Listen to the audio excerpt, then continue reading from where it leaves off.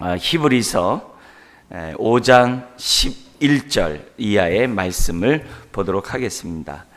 신약 357페이지 히브리서 5장 11절에서 6장 3절입니다.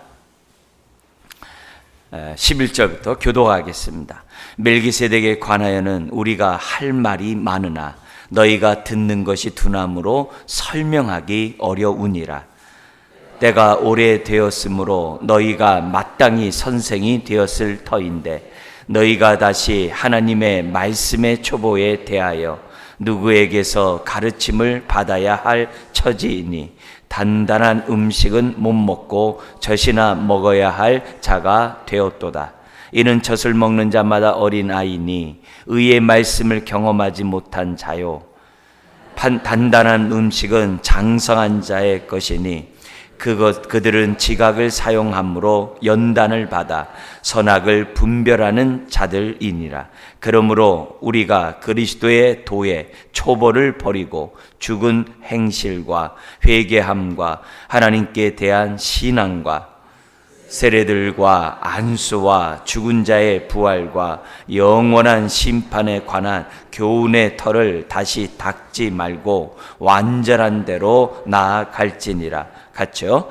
하나님께서 허락하시면 우리가 이것을 하리라. 아멘. 오늘 6장 1절 3절에 보면은 우리가 이제 신앙생활하면서 우리가 가져야 될 것이 뭐냐? 정말 완전한 데까지 나아갈 것을 우리에게 말씀하고 있어요. 교회는 하나님을 알아가고 하나님을 알려주는 곳이에요. 왜 피차 가르치고 권면해야 되는가? 골로새서 3장 16절처럼 왜 해야 되는가? 그래야 우리가 서로 완전한 대로 나아갈 수 있어요. 그래서 개인적으로는 하나님의 형상을 드러내는, 주님을 닮는, 성령의 인도를 받는 사람들이 될 뿐만이 아니라 우리들은, 교회는 정말 그리스도의 몸을 세울 수 있는 교회가 될 수 있어요. 그래서 교회는 끊임없이 하나님을 알아가고 끊임없이 알려줘야 돼요. 그것이 우리들이 정말 신앙생활하면서, 더구나 교육위원회 이런 이 위원회를 보면서 하나님, 내가 완전한 데까지 나아가게 주옵소서. 그래서 거기 1절에 그러므로 우리가 그리스도의 도의 초보를 버리고 그리스도의 말씀의 초보를 버리래. 그 초보가 뭐냐? 거기 나와 있는 것처럼 죽은 행실을 회개함과 하나님께 대한 신앙과 세례들과 안수와 죽은 자의 부활과 영원한 심판에 관한 교훈의 털을 다시 닦지 말고 완전한 대로 나아갈지니. 다시 닦지 말라는 얘기는 뭐예요? 그것을 놔버리지 말고, 그런 것을 갖다가 버리지 말고, 너희가 받았던 그 초보의 도의 말씀을 굳건히 잡으라는 거예요. 그리고 그 위에 거기서 머무는 것이 아니라 더 나가서 빨리 자라가서 완전한 데까지 나아가라고 그래요. 근데 여기에 초보의 도가 뭐냐? 지금 한국교회에서 제자훈련 받는 주제들이에요. 지금 흔히 강남에서 하는 정말 제자훈련 한다고 하는 그 주제들이 다 초보의 도에 있는 거예요. 근데 한국교회는 뭐냐면은 그 초보의 도까지도 잘 안 배우려고 그래요, 사람들이. 그렇게 그냥 거기에 머무르려고 그래요. 그리고 나는 남들보다 이것을 했기 때문에 괜찮다라고 생각을 해요. 그래서 정체되어 있어요. 그래도 7, 80년대는 열심히 하다가 한국교회 90년대 넘어오면서부터 잘 안 해요. 잘 안 해요. 80년대만 해도 이 경건의 시간 분위기가 얼마나 한국교회를 강타했는지 몰라요. 90년대만 해더라도 정말 이 기독교 세계관 운동에 대한 그런 말씀을 가지고 얼마나 한국교회가 했는지 몰라요. 근데 2000년대 들어오면서 우리나라 간사들이 하는 얘기가 뭐냐면, 대학교 간사들이 하는 얘기가 뭐냐면은 기독교 서적 초보의 도에 대한 그 서적을 읽을 능력이 없대요. 그렇게 공부를 많이 하고 그렇게 인류 대학을 다녀도 기독교 세계관 책 하나 읽을 해석할 능력들이 없다는 거예요. 간사들이 답답해 죽겠다고 그래요. 오늘날은 더 심해요. 예. 이런 모습에 있으니까 한국교회가 어떻게 돼요? 힘이 없는 거예요. 우리 믿는 사람이 힘이 없는 거예요. 예. 그러다 보니까는 이리 흔들리고 저리 흔들리고 정말 뭐 조그만 일만 있어도 그냥 넘어지고 하나님을 향해서 원망하고 막 그렇다는 거예요. 이 히브리 그 당시 청중들도 마찬가지였어요. 그 당시 예수 그리스도를 믿음으로 죄 사함 받은 그 기쁨이 너무 컸어요. 근데 오늘 내가 짓는 죄, 심지어는 어제 내가 지었던 죄, 앞으로 죄를 지을 수밖에 없는 자기 모습을 보니까 마음이 흔들리는 거예요. 차라리 지금 자신들의 같은 동료 유대인들은 지금 이 히브리서 썼을 때 그때 지금 AD 70년경에 이 예루살렘 성전이 무너지면서 제사가 없어지거든요. 근데 이때는 뭐냐면 제사를 드리고 있었거든요. 그러니까 그들은 대속죄일 되면 죄산 받았네 하면서 막 기뻐하는 거예요.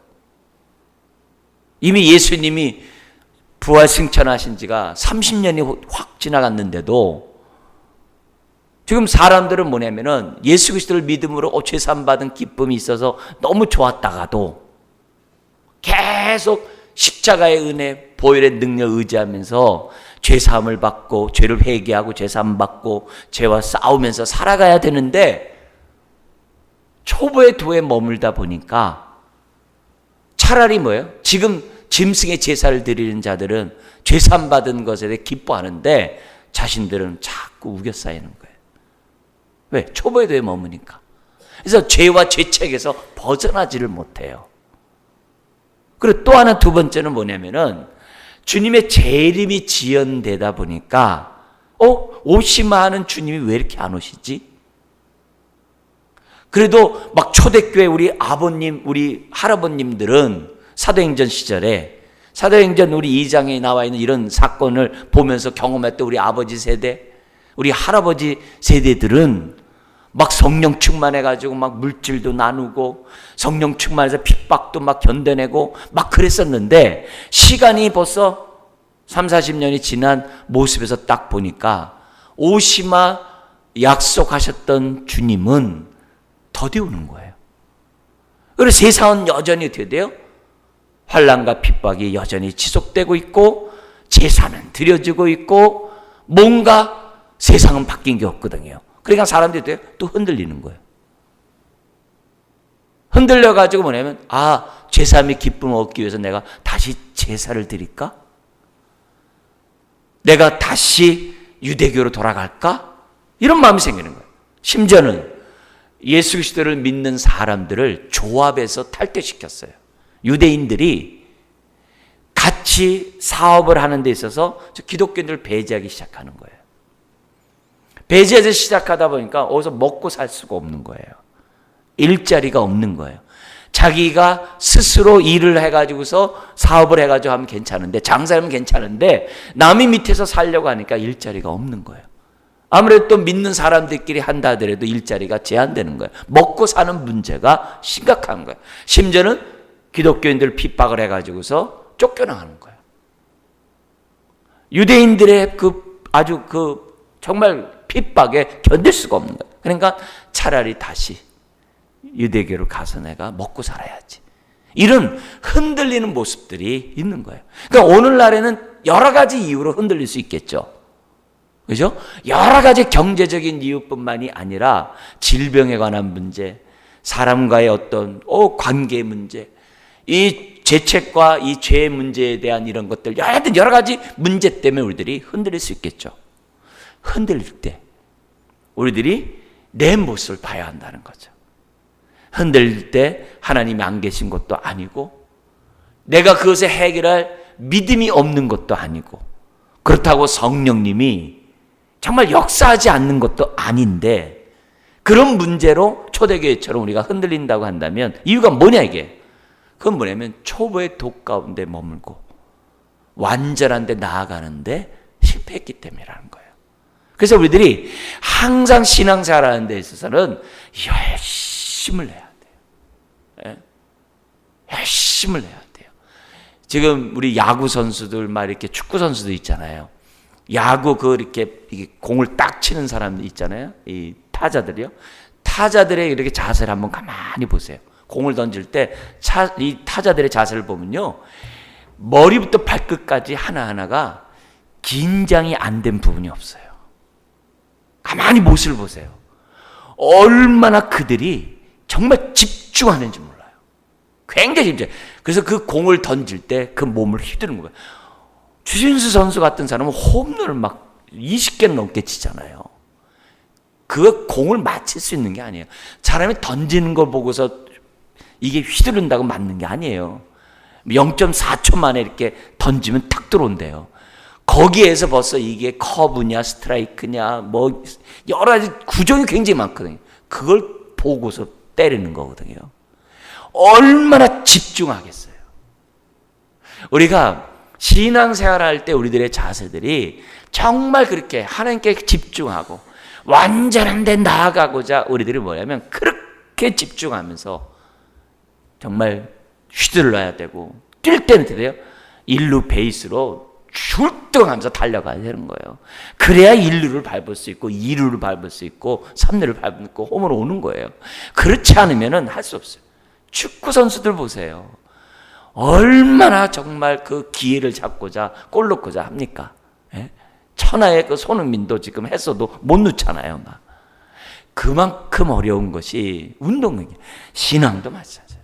우리가 이런 초보의 대 가운데 머물고 완전한 대로 나아가기를 거기 못해요. 힘쓰지 않으면 우리는 어떻게 돼요? 도태되게 돼 있어요.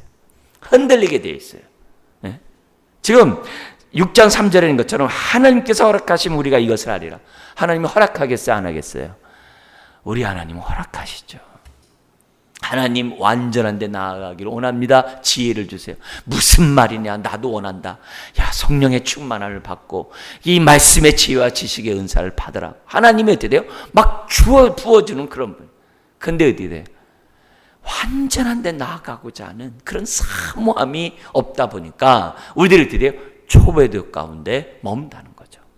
그러면서 우리가 읽었던 이 5장 11절부터 14절에 보면은 왜 사람들이 이렇게 초보에 머물면서 완전한 데 나아가지 아니하고 어려운 일 앞에서 사람들이 흔들리고 왜 그러는가, 그 얘기를 하고 있어요. 거기 보면은 오늘 본문에서는 이 두 가지를 얘기를 하고 있는데요. 첫 번째는 뭐냐면은 11절에 있어요. 멜기세덱에 관하여는 우리가 할 말이 많으나 너희가 듣는 것이 둔함으로 설명하기 어려우니라.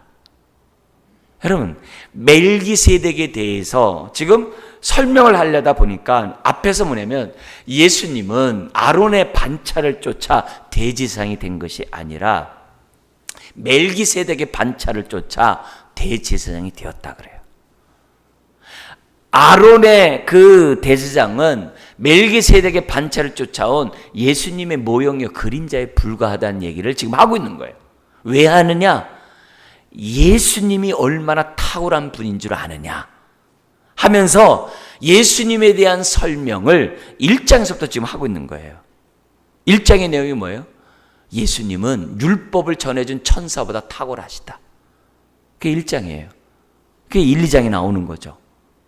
그리고 3장에서는 이스라엘 백성을 가나안 땅으로 인도했던 여호수아보다도 율법을 준 모세보다도 탁월한 분이다. 모세는 종으로 하나님의 집에서 섬겼지만 예수님은 아들로 섬긴다. 4장에서는 이스라엘 백성을 가나안 땅으로 인도한 여호수아, 이스라엘 백성의 안식을 주려고 했던 그 여호수아보다도 탁월한 분이다. 그분은 하늘의 참된 안식을 주는 분이다. 심지어는 예수님은 그 아론의 그 대제사장들보다도 탁월하신 분이다. 그게 5장이에요. 5장, 6장 이제 넘어오는 거예요. 탁월한 분이다. 예수님은 바로 영원한 대제사장이다. 그 얘기를 지금 뭐예요? 8장, 6절까지 지금 쫙 설명하는 거예요. 설명하면서 예수님이 왜 이렇게 탁월하냐? 그러니까 예수님이 지금 뭐예요? 예수님을 아는 지식 속에 자라가야 되는데 아는 지식 속에 자라가지를 않고 초배도에 있으니까 예수님이 얼마나 탁월하고 위대한 분인지 모르는 거예요. 그분이 히브리서 1장 1절, 2절, 3절에 있는 것처럼 정말 말씀으로 이 세상을 창조하시고 정말 우리의 죄를 해결하시고 그리고 어떻게 돼요? 하나님 보좌 우편에 앉아서 이 세상을 통치하시는 그 하나님에 대해서 모르니까 우리가 믿음 생활하면서 어려우니까 자꾸 흔들린다는 거예요. 흔들릴 뿐만 아니라 완전한 도에 나아가는 데한 열망이 없다는 거예요. 예수님 모르니까. 그러니까 주님을 알아가는 길 속에서 사람들이 살아가지 않는다는 거예요. 그럼 왜 예수님이 그렇게 탁월한 분이냐? 다른 게 아니에요. 8장 7절 이하에 나오는 것처럼 세 가지예요. 우리의 죄를 영원히 단번에 완전히 해결할 주님 뭐예요?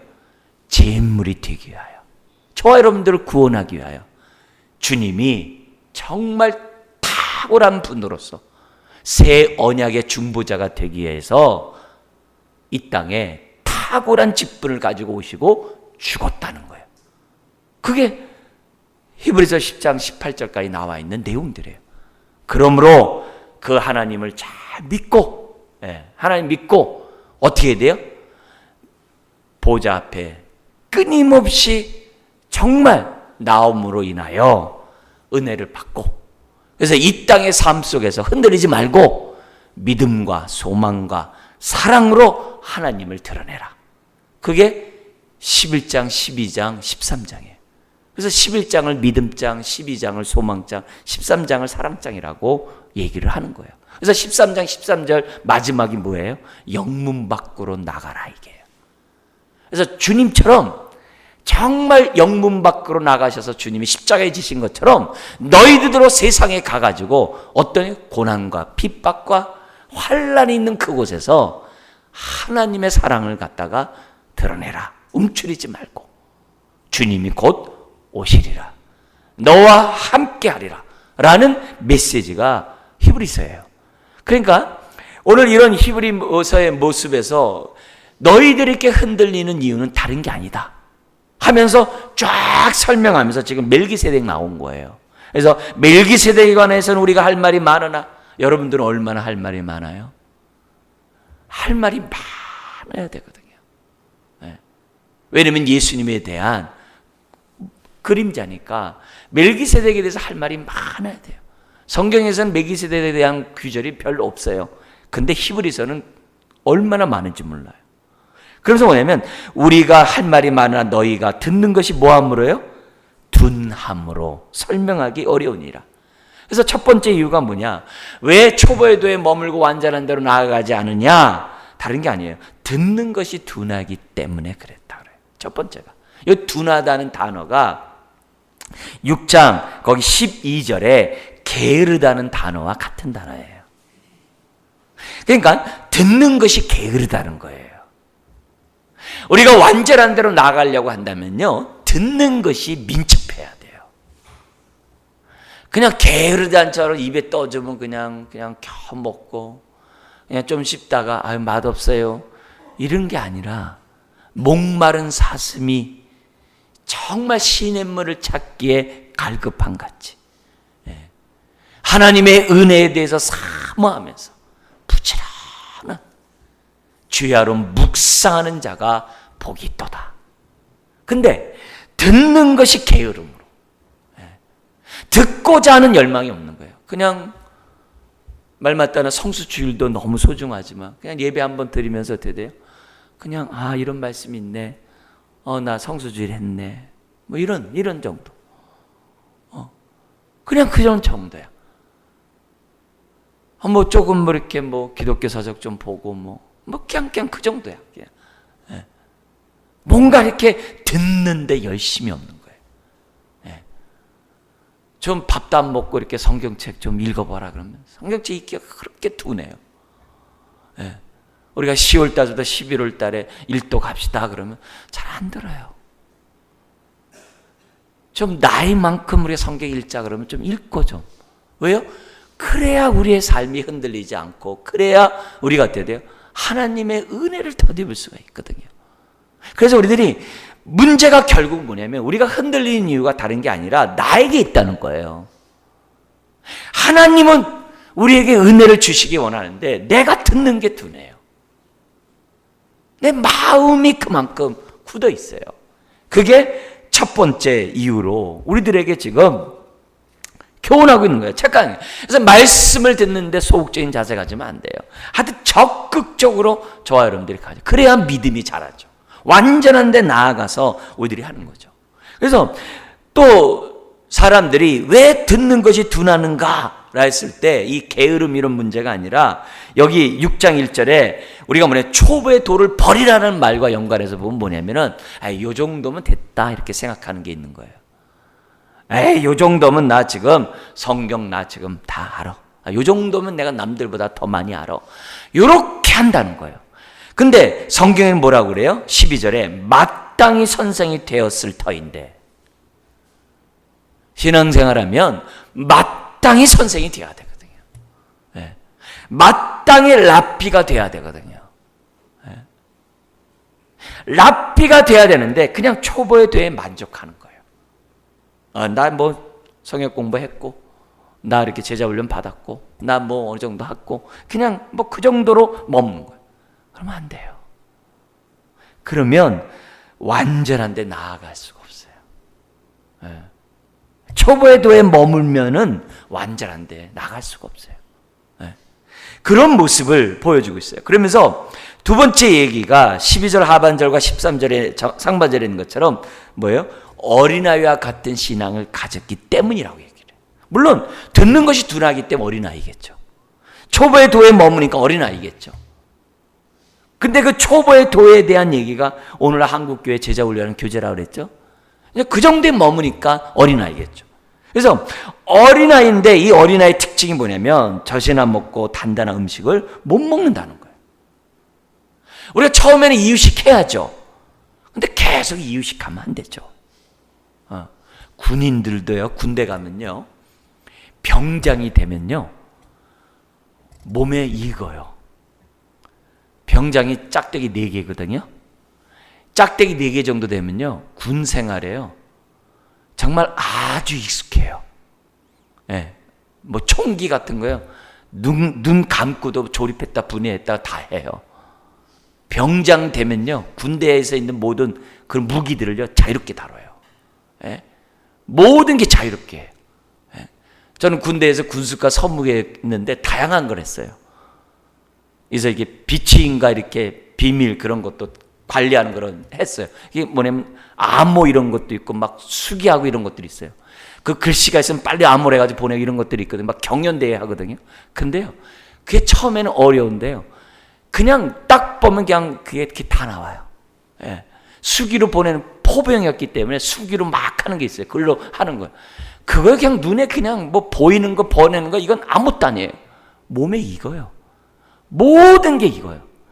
군대 들어가서요, 정말 2년도 안 되면 익숙해져요.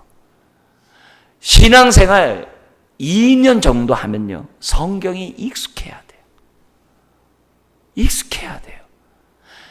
우리가 신앙생활 하면서 정말 우리들이 어린아이 속에서 멀면 안 되거든요.